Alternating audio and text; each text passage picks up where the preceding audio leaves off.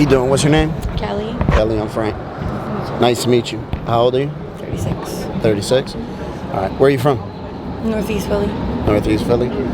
How long you been out here in Kensington? Off and on since I was 19. Okay. And what's your choice of drugs? Heroin, cocaine. Okay. What made you get high for the first time? An abusive relationship with my oldest daughter's father. I was a young mom, and he was a drug dealer, so I seen, the customers come and, after they did the drug, how they would feel, and I was curious. Yeah. What's your habit like now? It's not really bad this time because I had a good amount of time clean. How long were you clean before you relapsed? 8 months this time. Okay. I had 7 years at one time, but wow. Yeah. That's a long time. Right. So obviously I know what to do. It's just doing it and running from my problems is what. Yep. So, you have any favorite childhood memories or anything like that? Well, yeah, Christmas. Christmas is me and my brother. He's only 2 years older than me. Okay. Even though we lived in a small apartment, and our bedroom was maybe 5 feet from where the tree was. We would always make a map out the night before Christmas Eve to get to the Christmas presents and shake them and be like, oh, this is this. I had a good childhood. Cheating shit, right? Shaking it, trying to poking a hole in that motherfucker. And just me and my brother being bad for the babysitters and it's just I had a really good childhood and my brother's my best friend. So yeah. So, is he still alive, your brother? Yeah. Oh, okay. Have you seen him recently? Yeah, I see him. It's hard to go see him. He doesn't like to see me like this. Yeah. So where do you stay at? Do you stay out on the street? Sometimes I'll just fall out. Being so tired from being up, I try not to sleep because usually when I fall asleep, I have a dream somewhat of my daughters, and gotcha. When was the last time you seen them? The beginning of September. Okay. All right. And where do they live at? With my mom. Gotcha. How's your relationship with them? It's difficult. I hurt them. They don't know, what to expect. How old are they? My parents? No. Oh, you mean kids. my daughters? Yeah. Oh, my daughters are my number one supporters. I don't know why. How old are they? 17. Oh, okay. 17, 13, and 6. Okay. Yeah. Got you. Well, that's all good. Girls, yeah. That's good. And what type of stuff you experience out here? Have you ever experienced violence out here, anything like that? Yeah. Yeah. Mm-hmm. Rape. Just seeing other people, the stuff they do to other people. Somebody falls out. The first thing to do is go in their pocket and. I'm not like that. I immediately Narcan or CPR. That's just good. the levels that people go to for the next one. I obviously reached certain levels too, but they're ones that hurt my daughters from not being home with them. Yeah, got you. Not hurting another person to get that next one. Yeah. How do you support your habit? I actually steal from stores. I have a couple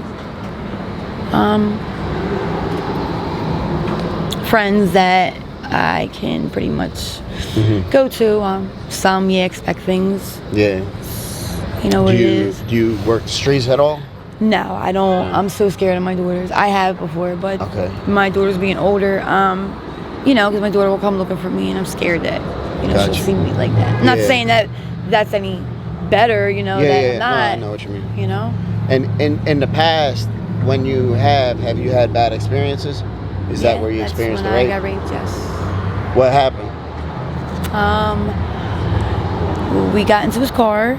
I was actually in a store and I seen him, and he was really, it was crazy because he was so nice, asking me about my daughters on the way, and you know, and we pull into this one parking lot, and, you know, he locks the door, and I could just, his demeanor changed right and away. I was just like, I'm pretty good, like I get them gut instincts, you know, and I said, I think this is gonna be bad, you know, and it was crazy because he was really good looking, young, and wow. He, you know, pulled something out of his pocket, and it was a gun, and you know, told me that if I try to run, you know, scream anything, that he would shoot me, and I was gonna do what he told me to do, how he told me to do it, and he proceeded for me to do that, and you know, held the gun to my head the entire time, you know, and it's crazy because I could still, like, if I go into my head, I could still.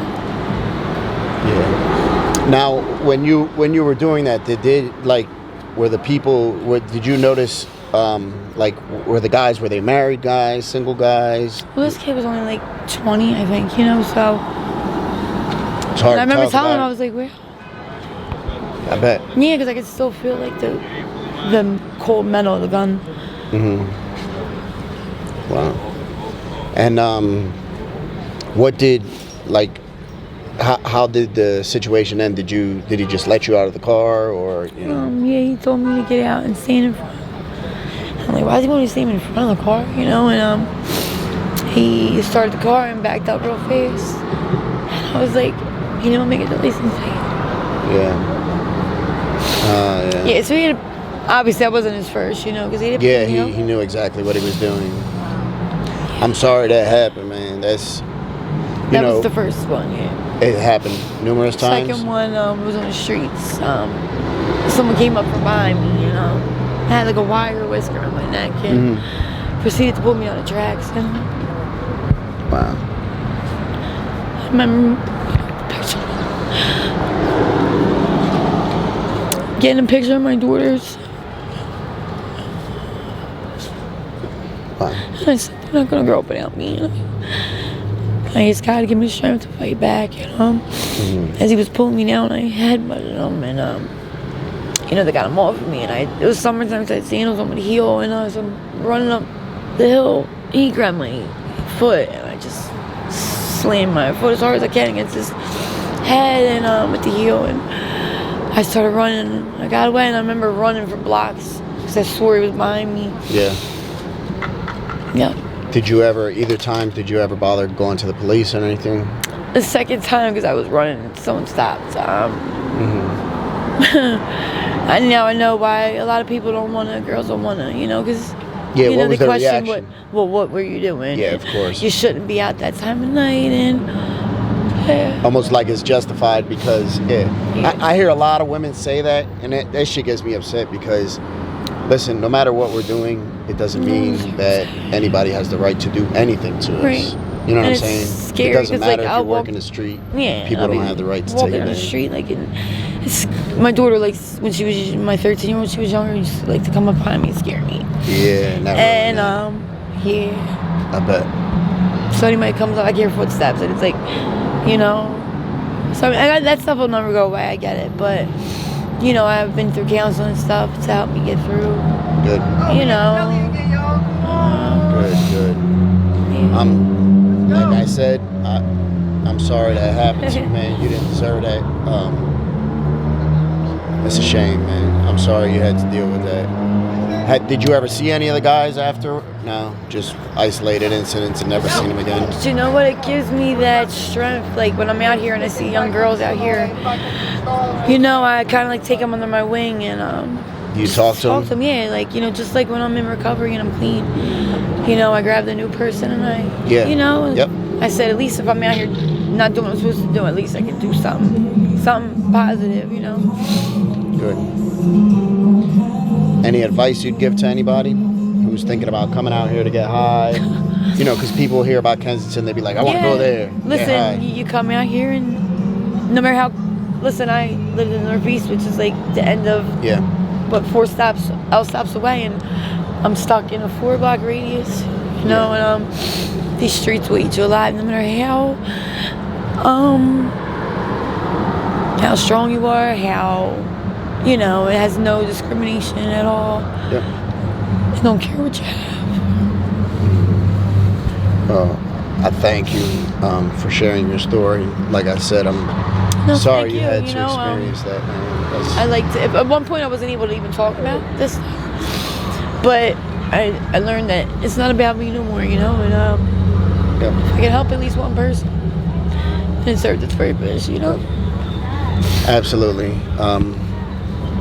Hopefully somebody sees this and resonates with them and stops them from coming here or keeps them in recovery, And I actually have good news. I have to go away in 2 days. I got locked up last Monday. I had a bench warrant in Bucks County, which is the first time I ever even got locked up other than Philly. And I was trying to go through the turnstile, even though I had money on me, because I didn't want to pay at $250. It'd be those times, right? They buzzed the alarm. I'm like, they don't ever do nothing except the cops came up, grabbed my knee.